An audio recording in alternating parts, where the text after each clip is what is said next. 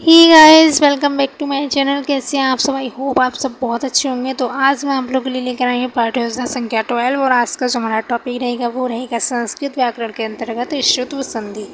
तो अगर आप मेरे चैनल पर नए हैं तो सबसे पहले तो आप मेरे चैनल को सब्सक्राइब कर दीजिए और साथ ही साथ बेल आइकन को भी प्रेस कर दीजिए जिससे कि मेरी वीडियोज़ की नोटिफिकेशन आप तक पहुँच रहे।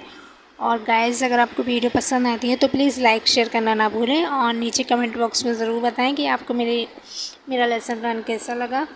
और अगर आपको किसी टॉपिक पर चाहिए तो आप वो भी कमेंट कर सकते हैं। तो फिर चलते हैं, हमारा आज का प्लान स्टार्ट करते हैं। तो पाठ्ययोजना बनाते समय सबसे पहले तो हम लिखते हैं दिनांक के बाद हम लिखते हैं कक्षा। तो गाइस, ये जो आज का हमारा टॉपिक है ये संस्कृत व्याकरण का टॉपिक है। तो आप इसे कक्षा 6, 7, 8 तीनों ही कक्षाओं में पढ़ा सकते हैं। फिर उसके बाद हम लिखेंगे अपना वर्ग के बाद हम लिखेंगे विद्यालय का नाम, ठीक है। फिर बीच में हम लिखेंगे अपना विषय जो कि हमारा संस्कृत और ब्रैकेट में लिखेंगे उपविषय जो कि है हमारा व्याकरण, ठीक है। फिर उसके बाद हम लिखेंगे अपना टॉपिक अर्थात अपना प्रकरण। टॉपिक लिखने के बाद हम साइड में अपना लिखेंगे चक्र के बाद हम लिखेंगे अवधि। तो फिर उसके बाद हम नीचे आ जाएंगे और इस तरीके से अपना पूरा फॉर्मेट बना लेंगे। एक तरफ तो हमारी सारी हेडिंग्स आ जाएंगी और एक तरफ हमारी सारी डिटेल्स आ जाएंगी, ठीक है। तो पहली हेडिंग जो हमारी रहेगी वो रहेगी सामान्य उद्देश्य यानी यथार्थ सामान्य उद्देश्य। तो सामान्य उद्देश्य के अंतर्गत हम लिखते हैं कि हम छात्र को संस्कृत विषय क्यों पढ़ाना चाहते हैं, हमारा छात्र को संस्कृत विषय पढ़ाने का क्या क्या उद्देश्य है। तो वही सारे उद्देश्य हम यहाँ पर लिख देंगे, ठीक है। जैसे कि मैंने फर्स्ट पॉइंट अपना लिखा है छात्राणाम तर्क शक्ति रचनात्मक प्रवृत्ति विकास करना, अर्थात छात्र जो है वो अपनी तर्क शक्ति और रचनात्मक प्रवृत्ति का विकास कर पाएंगे, ठीक है। तो इसी तरीके से हम अपने सारे सामान्य उद्देश्य लिख लेंगे। सामान्य उद्देश्य लिखने के बाद हमारी जो नेक्स्ट हेडिंग रहेगी वो रहेगी विशिष्ट उद्देश्य यानी अर्थात विशिष्ट उद्देश्य। तो विशिष्ट उद्देश्य जो हमारे होते हैं वो हमारे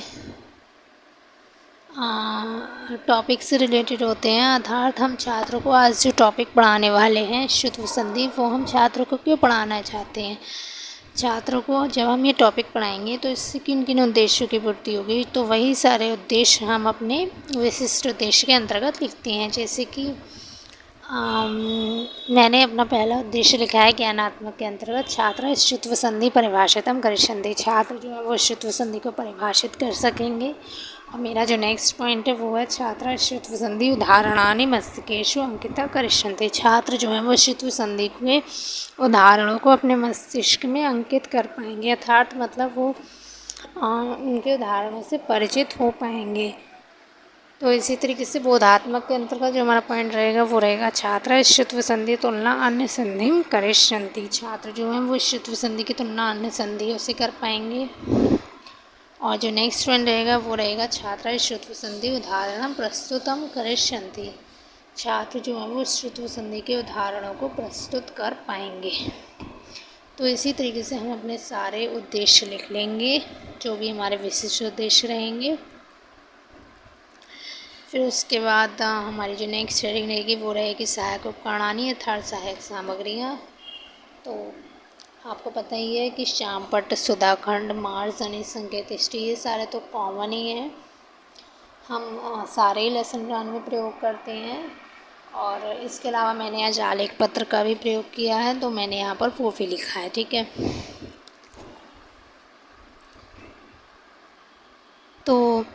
तो सहायक सामग्री लिखने के बाद हमारी नेक्स्ट हेडिंग आएगी शिक्षण विधियाँ प्रविधियाँ। तो जो भी विधियाँ आप प्रयोग में लाएँ आप वही विधियाँ यहाँ पर लिख देंगे, जैसे कि प्रश्न विधि या आगमन निगमन विधि। फिर उसके बाद हमारी जो नेक्स्ट हेडिंग रहेगी वो रहेगी पूर्व ज्ञानम। तो इसके अंतर्गत आपको पता ही है आपको क्या लिखना है, आपको लिखना है कि छात्रा संधि विषय सामान्यतः जानन्ति, ठीक है।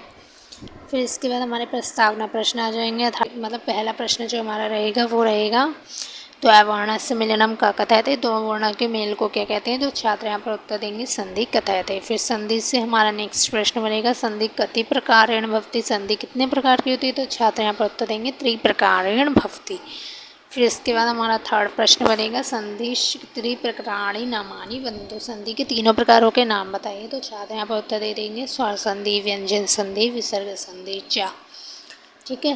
फिर उसके बाद हमारा जो फोर्थ प्रश्न बनेगा वो बनेगा, मतलब जो हमारा समस्यात्मक प्रश्न बनेगा वो बनेगा व्यंजन संधि विषय किम जानन्ति। आप सब व्यंजन संधि के विषय में क्या जानते हैं। तो छात्र यहाँ पर मौन हो जाएंगे, छात्र उत्तर नहीं दे पाएंगे। तो यहीं पर हम अपना उद्देश्य कथन बोल देंगे कि अद्य वयम व्यंजन संधि एकस्य वेदा इष्टुत्व संधि विषय अध्ययनम करिष्यामः। अर्थात आज हम व्यंजन संधि के एक प्रकार का अर्थात इष्टुत्व संधि के विषय में अध्ययन करेंगे। ठीक है। और साथ ही साथ हम छात्रों को अपना आलेख पत्र दिखा देंगे और अपना प्रस्तुतिकरण स्टार्ट कर देंगे। तो प्रस्तुतिकरण हमारा स्टार्ट हो गया है, अर्थात हमारा एक्चुअल प्लान जो है वो शुरू हो चुका है। तो पहले मैं आपको अपना आलेख पत्र दिखा देती हूँ। ये रहा हमारा आलेख पत्र, अर्थात ये मैंने इष्टुत्व संधि से रिलेटेड कुछ शब्द लिए हैं जिनका संधि विच्छेद करते हुए मैंने उन्हें पूरा एक्सप्लेन कर दिया है। ठीक है। तो ये आलेख पत्र दिखाने के बाद मैं उनसे छात्रों से 1 बाय 1 उनसे प्रश्नोत्तर पूछूंगी। जैसे कि पहले मैं सचेत शब्द से रिलेटेड उनसे कुछ प्रश्न पूछूंगी जिनके छात्र उत्तर देंगे। तो इसी तरीके से ये प्रक्रिया ऐसे ही चलती रहेगी। मैं उनसे 1 बाय 1 करके ये सभी शब्दों से रिलेटेड प्रश्न पूछूंगी और छात्र प्रक्रिया यहाँ पर ये रहेगी कि छात्र उनके उत्तर देंगे। ठीक है।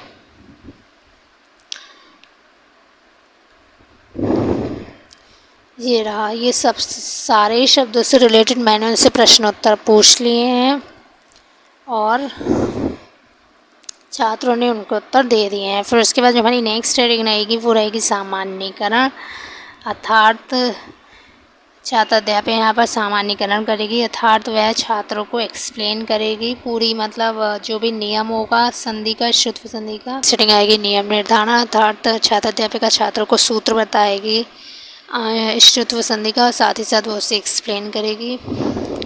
जैसे कि साकार व ता वर्ग से पूर्वेन व पश्चभागे साकार या चा वर्ग सागंते साका शा एवं ता वर्ग से चा वर्ग भवति। अर्थात जब सात व ता वर्ग के बाद चा वर्ग आए, ध्यान दीजिए, जब सात व ता वर्ग के बाद चा वर्ग आए तो संधि करते समय सा को शा में तथा ता वर्ग को चा वर्ग में बदल देते हैं। ठीक है।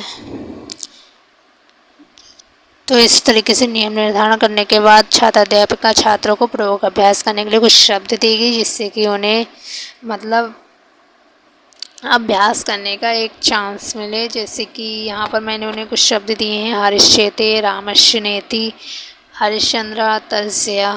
ठीक है। उसके बाद ये रहा हमारा शाम पट्टकार्य, छात्र को नियम निर्धारण बता दिया गया है और साथ ही साथ उन्हें प्रयोग अभ्यास करने के लिए कुछ शब्द भी दे दिए गए हैं। ये थोड़ा सा ब्लर हो गया है तो आप देख लीजिएगा। उसके बाद हमारी नेक्स्ट सेटिंग रहेगी वो रहेगी शाम पट्टकार्य लेखनम निरीक्षण कार्य। छात्र अध्यापिका ने छात्रों को जो भी शाम पट्टकार्य दिया है वो वह उनसे लिखने का आदेश देगी और स्वयं वह उनका निरीक्षण करेगी। फिर उसके बाद जो हमारी नेक्स्ट सेटिंग रहेगी वो रहेगी पुनरावृत्ति प्रश्न, अर्थात मूल्यांकन करने के लिए छात्र अध्यापिका छात्रों से कुछ प्रश्न पूछेगी और छात्रों के लिए यहाँ पर ये रहेगी कि छात्र जो है वो उसके उत्तर देंगे। उसके बाद लास्ट में जो हमारी हेडिंग रहेगी वो रहेगी गृह कार्य, अर्थात छात्र अध्यापिका छात्रों को गृह कार्य देगी। तो आज मैंने छात्रों को कुछ संधि विच्छेद करने के लिए दिए हैं।